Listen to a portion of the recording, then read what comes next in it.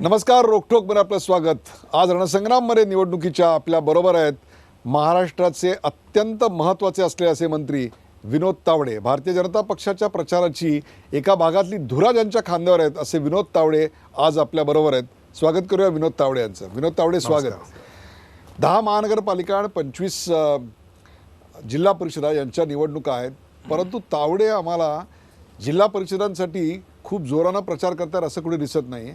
नेमकं काय कारण आहे की तावडे असे बॅकसीटला गेलेत? मला वाटतं सरकार आल्यानंतर बरेच जण मंत्री झाल्यानंतर स्वाभाविकपणे त्या गावामध्ये जिल्ह्यामध्ये तो एक फेस निर्माण होत असतो। त्याच्या आधी कसं होतं की नॉर्मल आमदार होते, आपल्या विधानसभेपुरते होते, त्यामुळे आम्ही एक 5-7 जणच होती जी कोर कमिटी आहे ती एक महाराष्ट्रातून फिरायचो। तरीसुद्धा आत्ता मी मागून घेतलेलं आहे, थोडी मुंबईत आमची जरा लढाई अधिक संघर्षाची असल्यामुळे मुंबईतल्या नेत्यांनी मुंबईत अधिक वेळ द्यावा एवढ्या होतं। मी कोकणात जाणार आहे, पुण्यामध्ये जाणार आहे, पश्चिम महाराष्ट्रात जाणारच आहे। तावडे साहेब, चर्चा अशी सुरू आहे की मुख्यमंत्री कोणालाच काम करून देत नाहीत, त्या निवडणुकीची सगळी सूत्र त्यांच्याकडे आहेत। म्हणजे या आधी जी निवडणूक झाली तेव्हा त्यांनी महाराष्ट्र पिंजून काढला, दौरे केले, सभा घेतल्या, जशी तेव्हा सूत्र त्यांच्याकडे होती तशी सूत्र आत्ता त्यांच्याकडेच आहेत। तुम्हाला कोणाला कामच करून देत नाही अशी एक चर्चा चालू आहे। काय त्याच्यात काम करू देत नाही तर अजिबात चुकीचंच आहे। असं आहे की शेवटी मुख्यमंत्री हा ह्या सगळ्याचं नेतृत्व करत असतो, त्यामुळे त्यांचा या लिडरशिपमधला रोल स्वाभाविकपणे मोठा आहे मुख्यमंत्री म्हणून। दुसरा मी आहे, चंद्रकांत दादा पाटील आहे, पंकजाताई आहे, सुधीर भाऊ आहेत, आम्हाला आपले आपले रोल दिलेले आहेत आणि या कामाचं वाटप झालेलंच आहे। त्यामुळे असं अजिबात नाही की बुवा काही करू देत नाही। पण तुमचा जो पूर्वी आम्ही रोल बघितला आहे राज्यपातीवरचे नेते म्हणून, तो रोल आता आम्हाला दिसत नाही आहे। म्हणजे ठाणे असेल किंवा कोकण असेल, तुम्ही सांगताय मी कोकणात जाणार आहे, सभा घेणार आहे, आता प्रचारासाठी केवळ 1 आठवडा शिल्लक आहे। मुंबईतही तुमच्या अशा फारशा सभा आम्हाला दिसत नाही आहेत। दुसरीकडे पक्षाकडनं आशिष शेलारांना प्रोजेक्ट केला जात आहे, ते मराठा आहेत, तुम्ही मराठा आहात, काय नक्की चाललंय काय पक्षात? मला असं की मी कधी कधी ना you read too much on the wall असं होतं। आता माझी 16 तारखेला कोकणामध्ये रत्नागिरी सिंधुदुर्गमध्ये ठरल्या सभा आहेत आणि ह्याच्या आधीसुद्धा ज्यावेळी मी गेलो होतो त्यावेळी मी शेवटच्या टप्प्यातच जातो त्या ठिकाणी, ठाण्यामध्ये याच पद्धती शेवटच्या टप्प्यात जातो, त्यामुळे असं कुठेही नाही। हां, मुंबईमध्ये असे किरीट सोमय्या, प्रकाश मेहताने एक एरिया कॉन्सन्ट्रेट केला आहे। मी मुंबईतले 40-42 मतदारसंघ मला दिले, ते मी कॉन्सन्ट्रेट केलेले आहेत। त्या ठिकाणी पदयात्रा असेल, त्या ठिकाणी सभा असेल, ह्या त्या ठिकाणी होत आहे स्वाभाविकपणे। आता मीडियाला कसं आहे की मीडियाला उद्धवजींची सभा किंवा CM साहेबांची सभा हा इतका एक तर त्यांचा TRPचा विषय झालेला आहे आणि त्यामुळे मला असं वाटतं की असे जे बाकी कार्यकर्ते आहेत, कारण शेवटी निवडणूक जिंकायची असेल तर ती फक्त सभांवर होत नाही। महानगरपालिकेची निवडणूक जी असते ही ते ग्रासरूटला नीट तुमचं नेटवर्क स्ट्रक्चर लागणं, ते लावणं आणि पब्लिकमध्ये जाऊन तुम्ही त्या ठिकाणच्या वोटर्सला आम्ही का पाहिजे हे सांगणं। मला वाटतं की हे अतिशय सुनियोजित पद्धतीने, मग ते जिल्हा परिषदामध्ये असेल किंवा महानगरपालिकामध्ये असेल, हे आखून रेखून आणि कामाचं वाटप करून चाललेलं आहे। हे तिन्ही प्रश्न जे होते ना, त्या तिन्ही प्रश्नाचं मूळ एका याच्यावर होतं आणि ते क्लॅरिफाय केलं की हा पुढचा प्रश्नच उद्भवणार नाही। पक्षाचा जाहीरनामा तयार करण्यामध्ये किंवा उमेदवार निवडीमध्ये विनोद तावडे यांना सन्मानाची भूमिका मिळाली होती, त्यांना विचारात घेतलं गेलं होतं असं स्पष्टपणे सांगा। अर्थातच मला असं वाटतं की ज्यावेळी आम्ही महाराष्ट्र प्रदेश निवड समिती म्हणून कॅन्डिडेट ठरवायला बसतो, ते कोर कमिटीचे आम्ही सगळे, केवळ विनोद तावडे नाही, चंद्रकांत दादा असेल, पंकजाताई असेल, सुधीर भाऊ, आम्ही सगळेच असतो ह्याच्यामध्ये।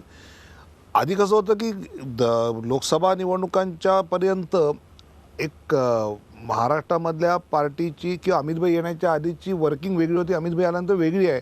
अतिशय सायंटिफिक सर्वे काढले जातात आणि ते सर्वे पक्षातनं येणाऱ्या नावांशी मॅच केले जातात आणि त्यातून नाव ठरतं आणि त्यामुळे रिझल्टसुद्धा चांगले, म्हणजे कल्याण डोंबिवली आणि विधानसभा तर मी साक्ष आहे, अतिशय चांगल्या पद्धतीने नावं सिलेक्ट केली, अनबायस सायंटिफिक पद्धतीने, आणि ते रिझल्ट पण चांगले मिळाले त्या ठिकाणी। आणि मला वाटतं ही पद्धत असल्यामुळे ह्या सगळ्या प्रोसेसमध्ये पूर्ण राज्याची कोर कमिटी ही सक्रिय आहे, ॲक्टिव्ह आहे। तावडेची प्रश्न एक उपस्थित होतो, तुम्ही मुंबई अध्यक्ष होतात, त्याच्यानंतर विरोधी पक्ष नेते होतात, त्यावेळेस रोज म्हटलं तरी वावगं नाही, पण तुमचं रोज प्रेस कॉन्फरन्स, रोज काही ना काहीतरी होतं, किंबहुना तुम्ही मंत्रिपदावर रुजू झाल्यावरही काही ना काहीतरी विद्यार्थ्यांच्या पुस्तकं उचलण्याच्या, बॅगा उचलण्याच्या, असं वेगळ्या माध्यमांमध्ये कायम चर्चेत होतं।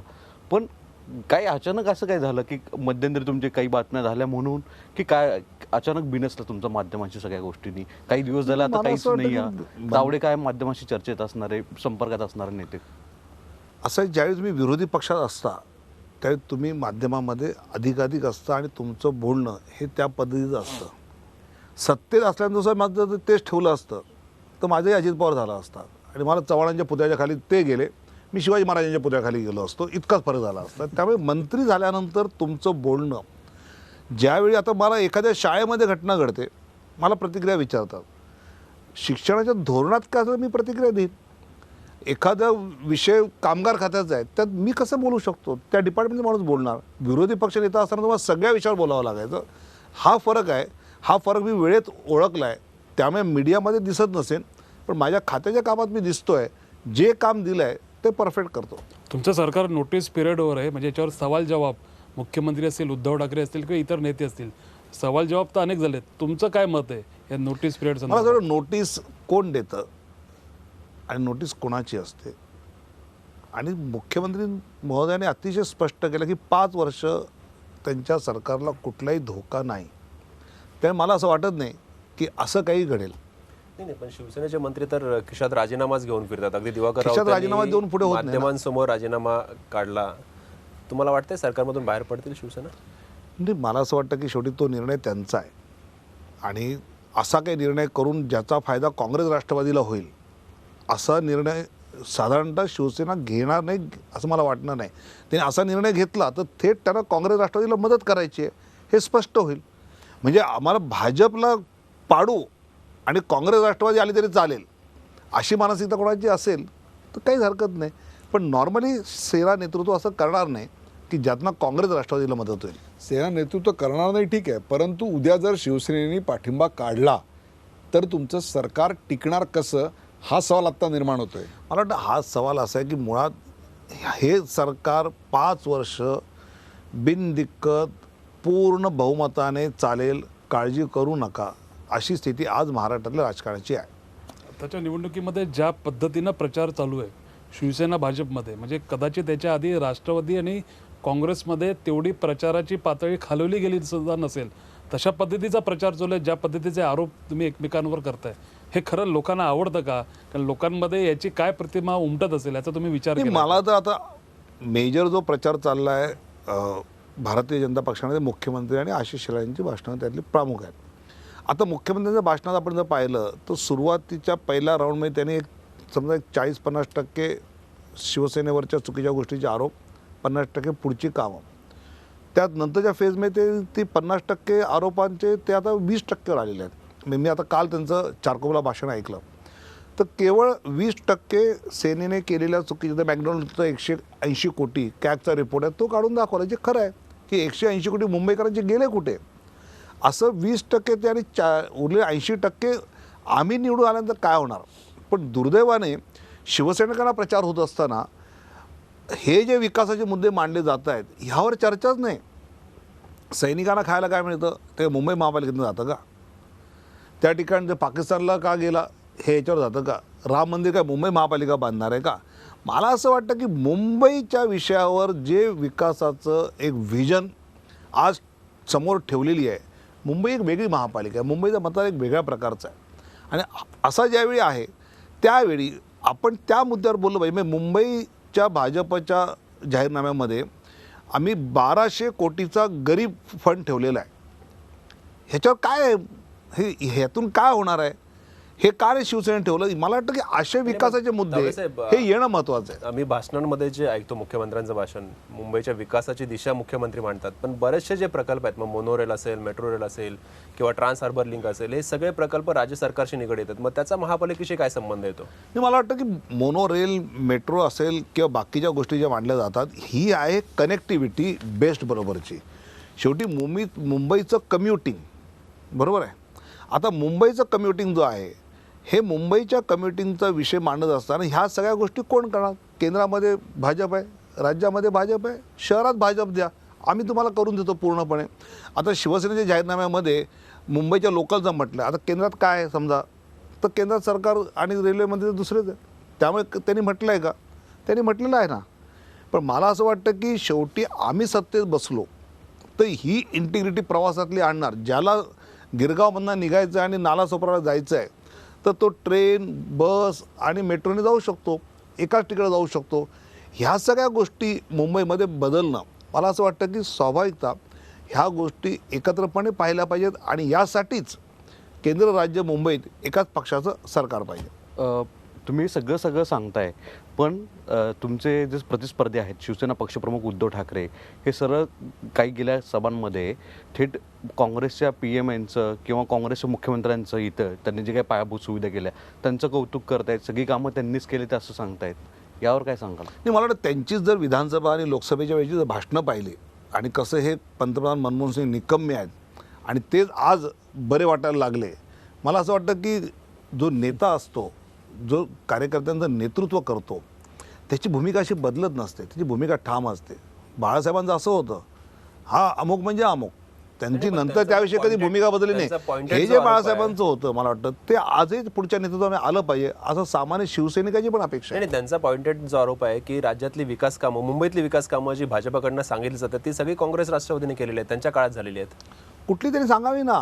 आता मेट्रोच्या परवानग्या ज्या आहेत, हे मेट्रो 3ची चर्चा किती वर्ष पृथ्वीराज चव्हाण बाकी करत होते, कोस्टल रोडची चर्चा किती दिवस करत होते, हे आल्या का? गेल्या 2 वर्षातल्या या सगळ्या परवानग्या आलेल्या आहेत. विमानतळाचा विषय आहे नवी मुंबई, हा गेल्या 2 वर्षातली डेव्हलपमेंट आहे. ह्या सगळ्या परवानग्या आणि यासाठी राज्याचे स्वतः मुख्यमंत्री असतील, संबंधित खात्याचे मंत्री असतील, त्याचे अधिकारी असतील, यांच्या 5-5, 7-7, 8-8 मिटिंग झाल्या.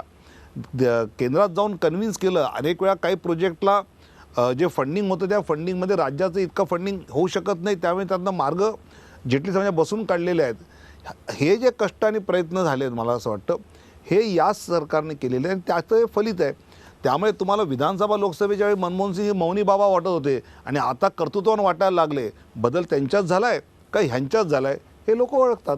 तुम्ही आता 2 विधानं केलीत किंवा 2 निरीक्षणं नोंदवलीत असं आपण म्हणूया. त्यातलं पहिलं होतं, एक अपेक्षा व्यक्त केलीत ती म्हणजे केंद्रात, राज्यात आणि महानगरपालिकेत एकाच पक्षाची सत्ता पाहिजे. बरं. आणि त्याबरोबर केंद्राने फंड करायची आणि राज्यांनी फंड करायची, परंतु मुंबई महानगरपालिकेतल्या नागरिकांना त्याचा फायदा होणार आहे आणि त्याचा मुंबई महानगरपालिकेशी कनेक्ट आहे.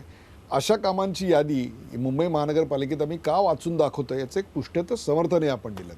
या दोन्हीवरून एक निष्कर्ष नक्की निघतो की मुंबई महानगरपालिकेचा जो काही निकाल असेल तो केंद्रातल्या नरेंद्र मोदी यांच्या सरकारवर आणि राज्यातल्या देवेंद्र फडणवीस यांच्या सरकारवर केलेली जनतेनं प्रतिक्रिया असेल, हे तर मान्य करायला पाहिजे. मग मला वाटतं स्वाभाविक आहे. मग ती नोटाबंदीवर असेल, ती परराष्ट्र धोरणावर असेल, ती संरक्षण धोरणावर असेल, पण शेवटी आपल्या गल्लीतला कचरा उचलताना भ्रष्टाचार झाला का?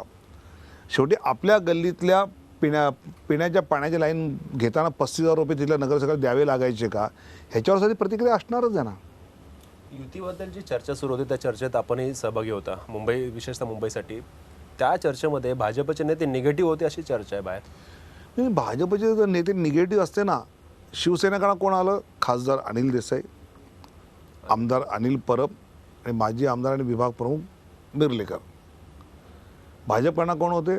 प्रदेश अध्यक्ष दानवे, प्रकाश मेहता, विनोद तावडे मंत्री, की जे सुभाष देसाई, रामदास कदम, उद्धवजी यांच्यावर चर्चेला बसलेली माणसं आहेत ही सगळी.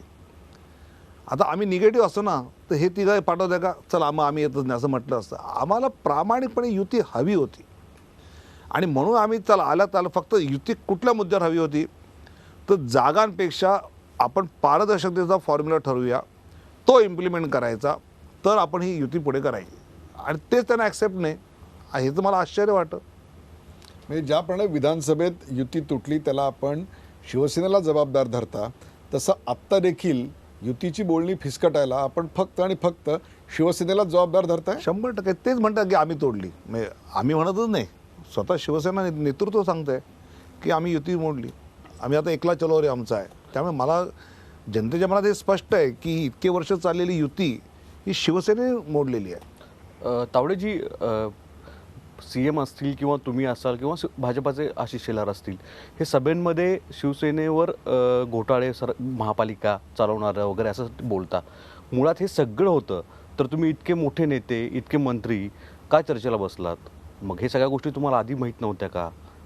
होते ना. असं आहे की शेवटी जर आपण एकत्रपणे बसताना आम्ही जागा वाटप करायच्या आधी म्हटलं की बाबा हे तुमचं मागचं आम्ही पारदर्शकपणे जे आहे 2 गोष्टी होत्या. याच्या आधीच्या कारभाराची जी चौकशी लावलेली आहे त्यात कुठेही शिथिलता येणार नाही, ती त्याच्या पद्धतीने चालू राहील. आणि नवीन गोष्टी करत असताना या पद्धतीने झाल्या पाहिजे, मुंबईच्या टॅक्स पेअरच्या एका पैशाचा गैरवापर होणार नाही अशी पारदर्शक सिस्टम उभी करू, हेच तर घेऊन आम्ही बसलो. आणि हे बसताना आमचं क्लिअर होतं की अशा पद्धतीनं काम केलं तर पुढे अजिबात यातलं काही चुकीचं होणार नाही. आणि आधीचं जे चुकीचं झालेलं आहे त्याची चौकशी ऑलरेडी दिलेली आहे. नाही, पण हे पारदर्शकता मुद्दा महापालिकेत तुम्ही सरकारमध्ये होता त्यावेळेस ही 20 वर्ष तुम्हाला दिसलं नाही का? कारण की तुमचे सदस्य तिथं पण होते. हेच माझं आता तुमचं महापालिका कोण कव्हर करतं त्याला अनेक स्टँडिंग कमिटीचे ठराव काढायला सांगा. ज्या अनेक ठरावावर जिथे आम्हाला भ्रष्टाचाराचा वाटत आम्ही विरोध केला त्यावेळी शिवसेनेने काँग्रेस सपाची मदत घेऊन ते पास केलंय.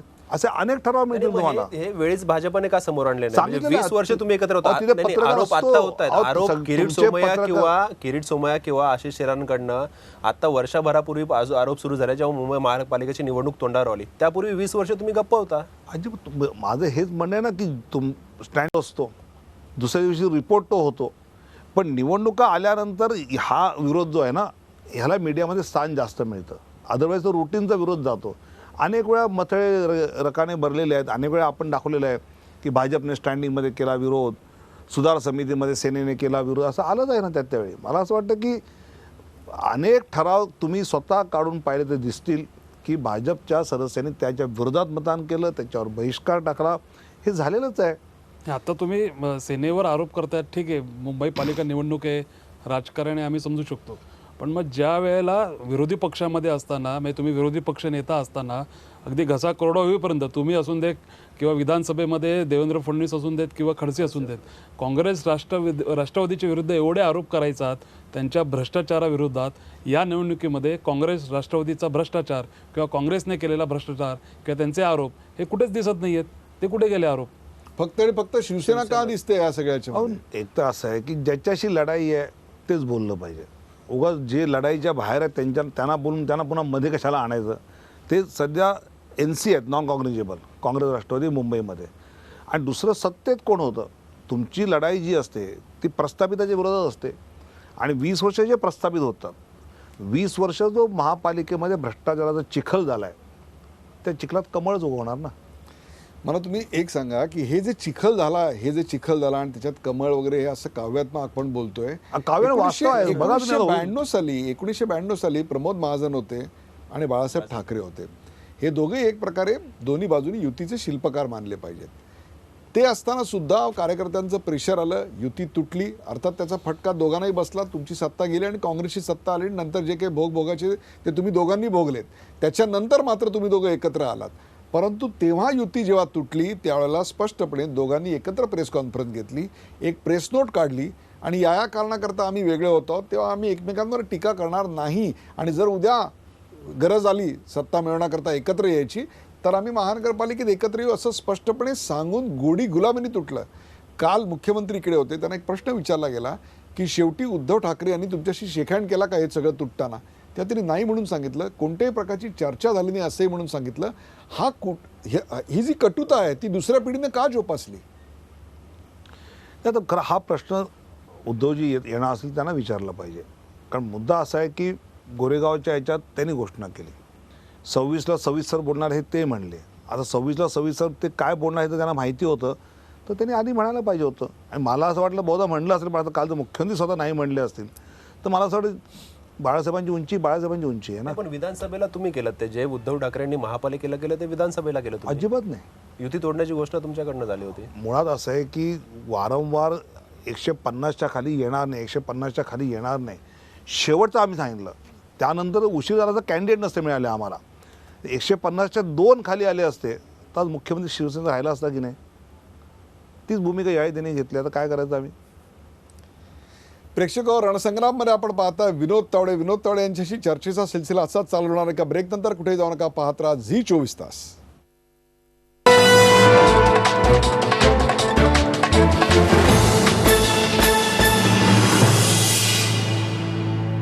रोकटोकमध्ये ब्रेक नंतर आपलं स्वागत. रणसंग्राममध्ये आपल्यासोबत आहेत भारतीय जनता पक्षाचे अत्यंत महत्त्वाचे आणि प्रचाराची धुरा ज्यांच्या खांद्यावर असते नेते म्हणजे विनोद तावडे. विनोद तावडे, या सरकारचा मराठा आरक्षणाचा चेहरा कोण असेल तर तो तुम्ही आहात. या सरकारने 2700 पानाचं एक प्रतिज्ञापत्र न्यायालयात सादर केलेलं आहे. त्यात असं म्हटलं गेलं असं आम्हाला कळतं आहे की याआधी अशा प्रकारच्या प्रतिज्ञापत्रांमध्ये, अशा प्रकारच्या सरकारच्या भूमिकेमध्ये कॉन्स्टिट्यूशनल फ्रॉड म्हणजे घटनात्मक भ्रष्टाचार झालेला आहे. असं विधान केलं गेलेलं आहे.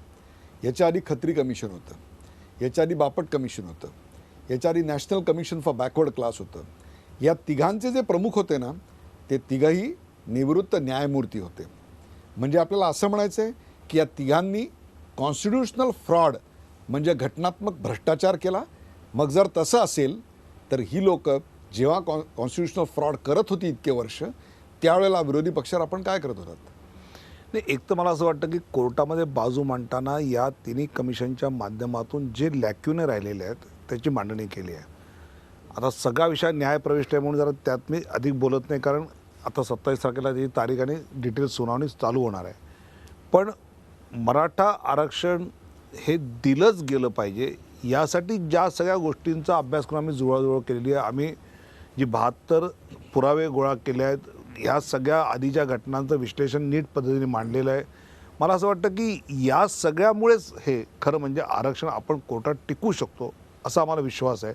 आणि 27ला तुम्हाला दिसेल डिटेलिंग. नाही, पण ह्या सगळ्या याच्यात घटनात्मक भ्रष्टाचार झालेला आहे असं जे प्रतिज्ञापत्रात म्हटलं आहे, त्याचे काय पुरावे आहेत? नक्की कुठली गोष्टी या निमित्ताने तुम्ही समोर सांगाल? मला वाटतं की पुन्हा मी सांगणे हे न्यायप्रविष्ट असल्यामुळे आत्ता इथे त्याची चर्चा करणं आणि ज्यावेळी या सगळ्या गोष्टींचा अतिशय साधक बाधक परिणाम त्या केसवर होणार आहे आणि मला पब्लिसिटीपेक्षा ती गोष्ट नीट पद्धतीने पुढे जाणं याला अधिक महत्त्व द्यायचं आहे. आणि म्हणून मी थोडंसं हे पुढच्या आठवड्यात चालू होणारच सगळं, त्यात सगळी मांडणी जाईल. तीनही आयोग आपण बघितले किंवा मग मंडल आयोग असेल, या 3 आयोगाने आणि मंडल आयोगाने या 4 ठिकाणी मराठ्यांना आरक्षण नाकारल्याची कल्पना सरकारला आहे. हो, मंडल आयोगाने स्पष्टपणे असं म्हटलं होतं की मराठा हा लँड ओनर आहे, कुणबी हा त्या लँडमध्ये राबणार आहे, त्यामुळे लँड ओनर असल्यामुळे त्याला द्यायची गरज नाही असं मंडळ याने म्हटलं. आणि आमचा आता आधार तोच आहे.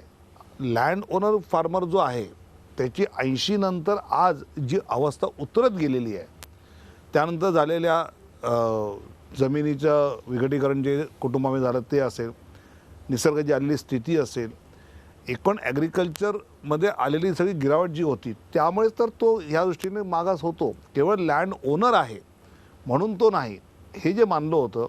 आणि landless he also in the same era, पण ही लँडलेस म्हणून तो आहे. तर लँडलेसची जी आज अवस्था आहे ती त्याची झालेली आहे आणि त्यामुळे जबाबदारी दिलं पाहिजे. मला आव्हान नाही वाटत की 3 आयोग आणि मंडल आयोग असं 4 आयोगांनी आरक्षण नाकारलं असताना तुम्हाला मराठ्यांना आरक्षण द्यायचं आहे? म्हणत त्यावेळी आयोगाने ज्यावेळी नाकारले आणि त्यावेळीची जी स्थिती होती ती वेगळी. आता जे लेटेस्ट आयोग झालं होतं ते आयोगाने मत सगळ्यांनी पॉझिटिव्ह मानलं होतं, पण आधीच्या सरकारमधल्या काही नेत्यांनी मुद्दाम ऐनवेळी एक सदस्य बदलून त्याला मताचा अधिकार नसताना तो द्यायला लावला आणि हे पराभूत केलं. अदरवाईज त्यातल्या सदस्यांनी बाजूनेच मत दिलं आहे खरं म्हणजे. आणि आता नवीन आयोग जे झालं आहे ते याचा पुन्हा विचार करेलच ना. मला असं वाटतं की जस्टिफाईड गोष्ट मराठा समाजाला देण्यामध्ये आधीच्या सरकारने जाणीवपूर्वक ऑन पेपर त्यांनी नीट अशी रचना केली की हे देता येणार नाही. आणि नंतर मात्र घोषणेचं नाटक केलं, निवडणुकीला लोकसभेत पराभव, ऐनवेळी एक सदस्य त्यात घालणं आणि त्या सदस्याला निगेटिव्ह मतदान करायला लावणं, हे जे राजकारण केलं आधीच्या काँग्रेस राष्ट्रवादीने, हे मराठा समाजावर खऱ्या अर्थाने आघात केला त्याने. त्या प्रतिज्ञापत्रात आपल्या सरकारतर्फे असंही सांगण्यात आल्याचं कळतं आहे की एका विशिष्ट समाजानं सातत्यानं वर्षानुवर्ष मराठा समाजावर प्रचंड मोठ्या प्रमाणावर अन्याय केला. एखाद्या लेखकानं ललित लेखन म्हणून कादंबरीमध्ये अशा प्रकारची विधानं करणं आणि एखाद्या सरकारनं प्रतिज्ञापत्रात तशा स्वरूपाचं विधान करणं, याच्यामध्ये ऐतिहासिक दस्तऐवज म्हणून उद्या या सरकारच्या प्रतिज्ञापत्राचा वापर केला जाऊ शकतो. आपल्या सरकारने अशा प्रकारची भूमिका त्यात मांडताना काही ऐतिहासिक तथ्यांचा आधार घेतला आहे. अर्थात 72 तथ्य काढलेली आम्ही. म्हणजे समाजामध्ये जे वास्तव आहे, ज्या वास्तवातून हा मराठा समाज मागास जाणवेल, दिसेल, पटेल, अशा प्रकारची सगळी उदाहरणं आर्काइव्हपासून काढलेली आहेत. सगळी छत्रपती शिवाजी महाराजांच्या काळापासून काढलेली आहेत. त्यामुळे मला असं वाटतं की ह्यात कुठेही अतिशयोक्ती नाही. जे वास्तव आहे ते मांडतात आणि त्या वास्तवावरच मराठा समाजाला आरक्षण मिळालं पाहिजे असं या सरकारला वाटतं, म्हणून सरकार प्रयत्न करते. मराठा समाजाला आरक्षण मिळालं पाहिजे अशी आपली भूमिका आहे, परंतु ते आरक्षण कसं मिळालं पाहिजे या संदर्भातली संदिग्धता आज आपण दूर करूया.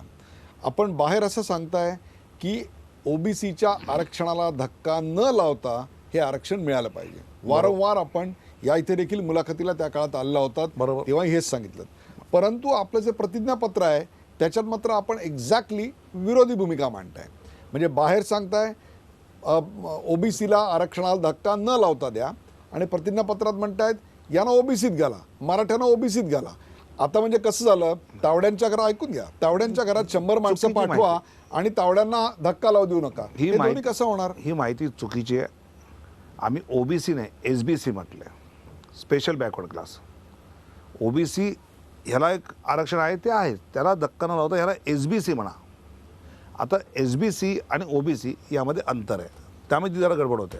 इतर भारतामध्ये इतर जे भाजप प्रणित राज्य आहेत त्याच्यामध्ये मागासवर्गीय आयोगाचे जे अध्यक्ष आहेत त्यांच्याबद्दल वाद कुठेही नाही आहे, पण महाराष्ट्रात मात्र मागासवर्गीय आयोगाचा जो अध्यक्ष आहे त्याच्याबद्दल टीका होते, किंवा त्या व्यक्तीला जे बसवलंय किंवा जे इतर लोकांना बसवलंय व्यक्ती त्याबद्दल कोण आहे? टीका होते. व्यक्ती कोण आहे? न्यायमूर्ती. विनोद मग तावडे, त्याच्या ह्याला कारण काय? जोडूनच म्हणजे इतर राज्यात जो अमितचा प्रश्न आहे की इतर राज्यांमध्ये जे मागासवर्गीय आयोग आहे तिथे मागासवर्गीय अध्यक्ष आहे, पण महाराष्ट्रात आपण ती वेगळी भूमिका घेतलेली आहे, त्यामुळे ओबीसीकडनं टीका होते त्याच्यावरती. मला असं वाटतं हरी नरकेने केलेली टीका जी आहे ना, ही त्यांना राजाश्रयाची सवय झाली होती. आणि असे काही स्कॉलर्स असतात ना की जे असे मंत्र्यांना खुश करत फिरत असतात, त्यातले ते आहेत. त्यामुळे त्यांचं काही सिरियसली घेऊ नका.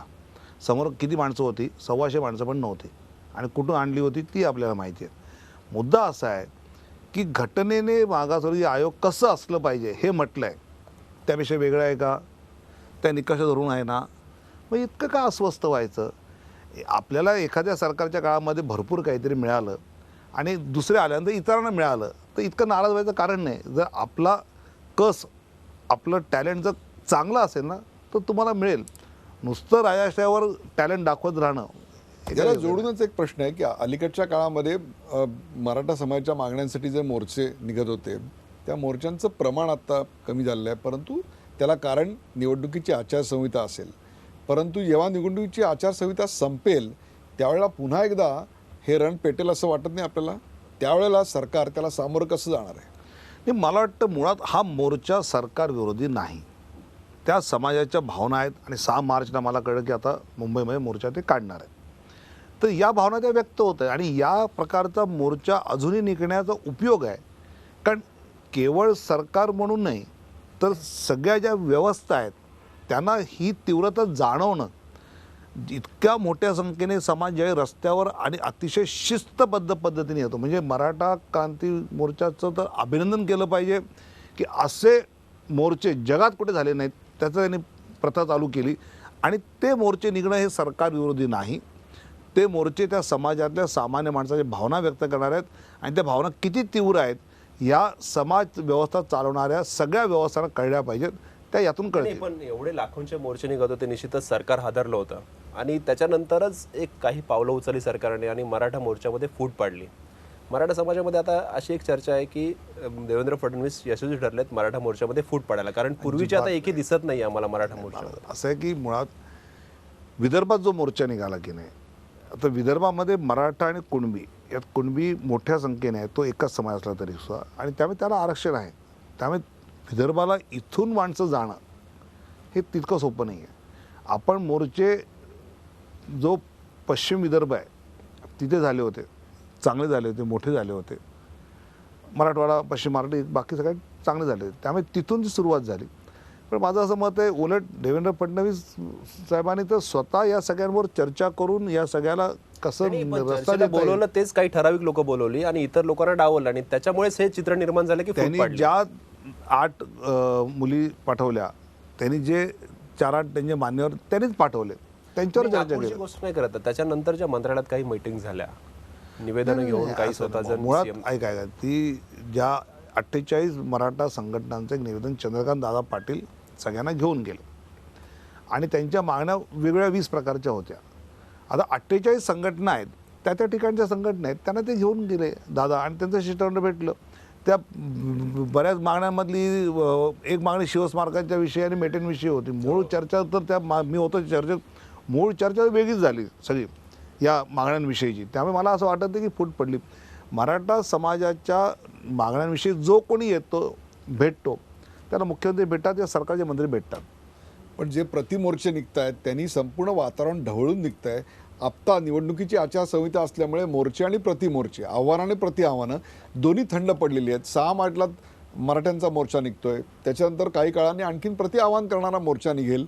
या सरकारची जर इच्छाशक्ती असेल तर सरळ सरळ बसवून हे प्रकरण आपण निकाली का काढत नाही? निकाली काढलंच आहे ना. म्हणजे उलट माझं असं मत आहे की हा डोक्यातनं समज काढा की हे मोर्चे सरकार विरोधी आहेत, हे सरकार विरोधी नाहीत. मोर्चेकरांशी मी चर्चा करतो. 6च्या मोर्चाविषयी माझी त्यांची चर्चा झाली आहे. त्यांनी ज्या मागण्या मांडल्यात, कोपर्डी फास्टॅग चालूच आहे, विद्यार्थ्यांना शिक्षणामध्ये आरक्षण कोर्टात सुरू आहे, पण तरीही विद्यार्थ्यांना ओबीसी समाजाला जे मिळतं ते सगळं आता मराठा आणि बाकी सगळ्या समाजाला पण चालू केलेलं आहे.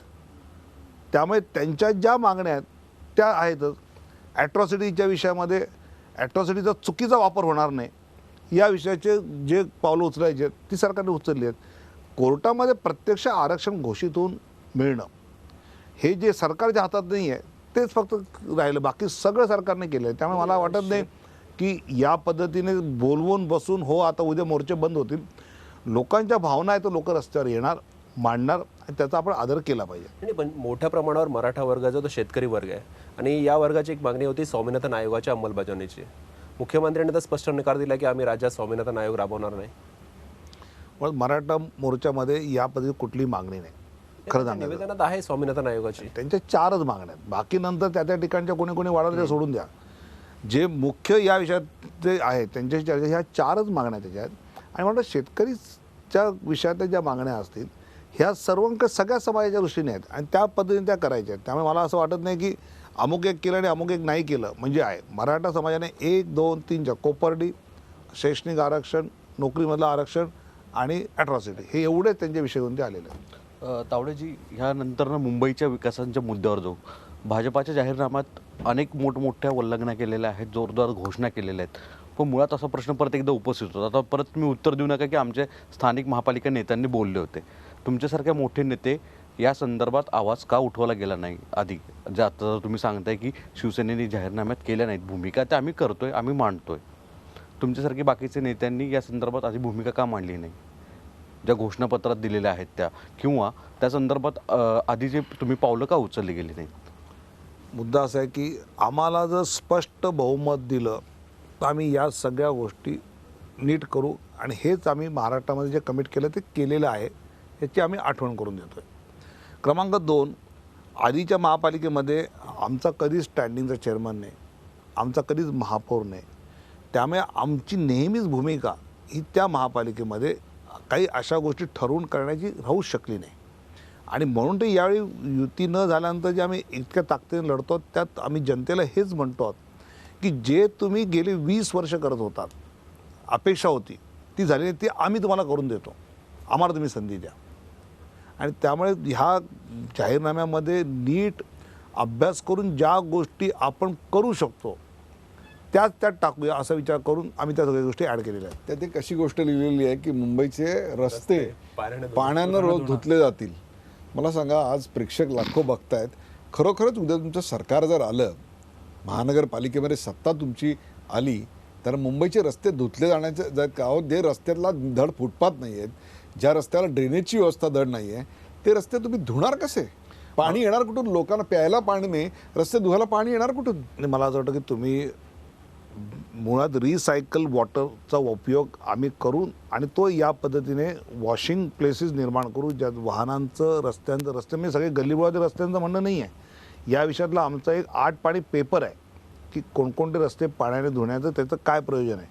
मला वाटतं की एका जाहीरनाम्याच्या 20 पाणी पुस्तिकेमध्ये हे सगळं डिटेलिंग येत नाही. पण खरंच सांगतो, 1 महिना सव्वा महिना या विषयावर रिसर्च ग्रुप बसून प्रॅक्टिकल गोष्टी जगामध्ये म्हणजे कोचीनपासून कॅलिफोर्नियापर्यंतच्या महापालिकांमध्ये कशा होतात त्याचा अभ्यास करून आपण हे तयार केलेल्या गोष्टी आहेत की ज्यातून जनतेला अधिकाधिक चांगलं पण नक्की फिजिबल आपल्याला जमेल ते देऊ शकतो, याच गोष्टी मांडल्या आहेत. च्या आश्वासनांबद्दल पुन्हा पुन्हा प्रश्न विचारला जातोय. ह्याचं एकमेव कारण असं आहे की 1 वर्ष झालं आता कल्याण डोंबिवली महानगरपालिका निवडणुकीला 6,500 कोटी देणार, त्या 27 गावांचा प्रश्न मी विचारणार नाही, त्याचं उत्तर तुम्ही काय 1 वर्ष चांगलं तिकडच्या लोकांना तुम्ही झुलवत ठेवलेलं आहे. 6,500 कोटीपैकी नक्की किती तुम्ही पैसे तिकडे दिलेत ते तरी एकदा जाहीर करून टाका, कारण तुमचं सरकार जुमल्याचं सरकार आहे असा आता आरोप तुमच्यावर होतोय. यांच्याला डोंबिवलीकर जागा झाली. मला बघतायत रोज ते. नाही, खरं आहे असं आहे की तुम्ही जर शासनाच्या वतीने जे प्रोजेक्ट्स कल्याण डोंबिवली MMR रिजनमध्ये सगळ्यात डेव्हलपिंग आता एरिया कुठला आहे तर हा कल्याण डोंबिवली आणि इथल्या बेल्टचा आहे.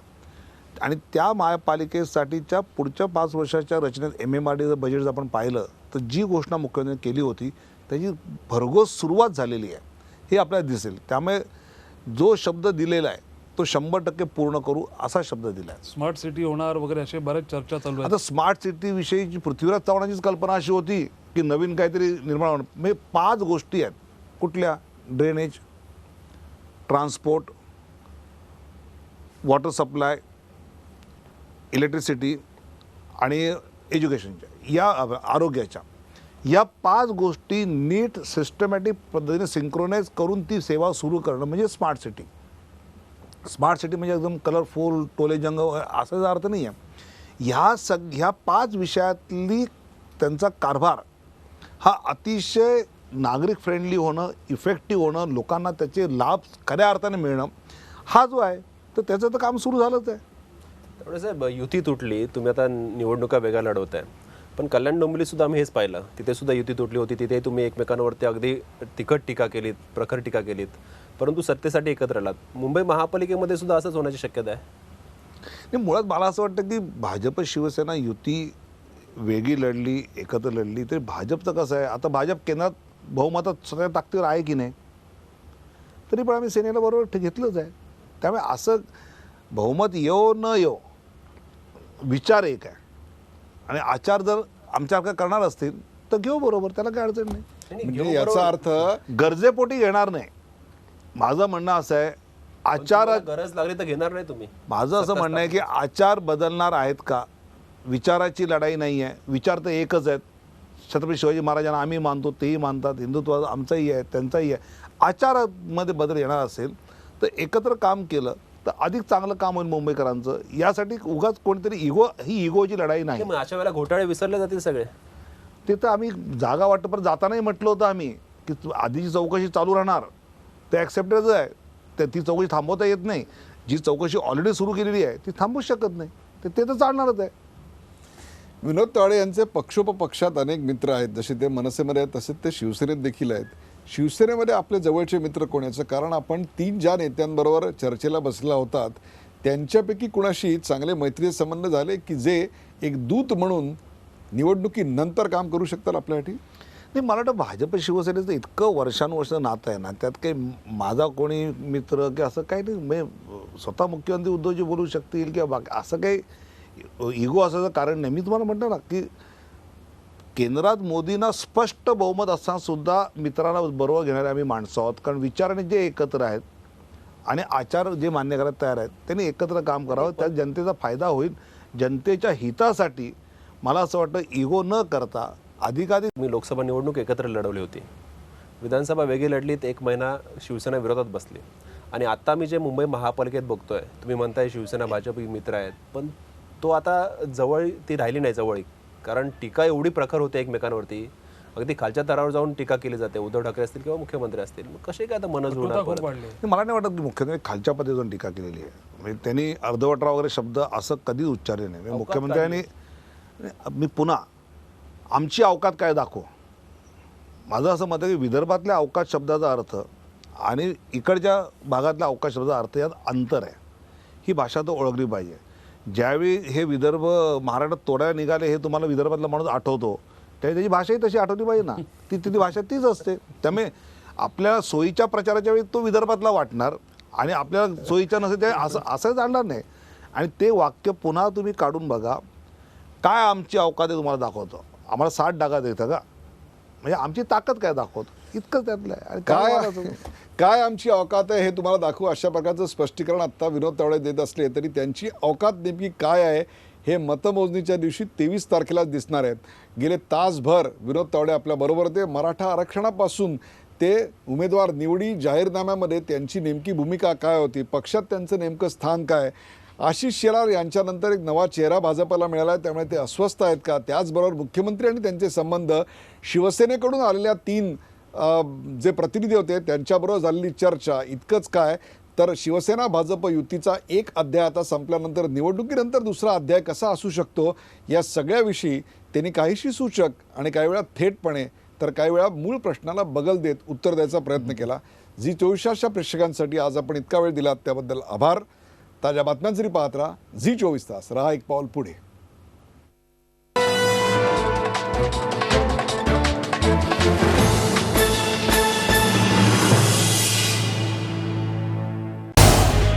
झी 24 तास रहा एक पाऊल पुढे.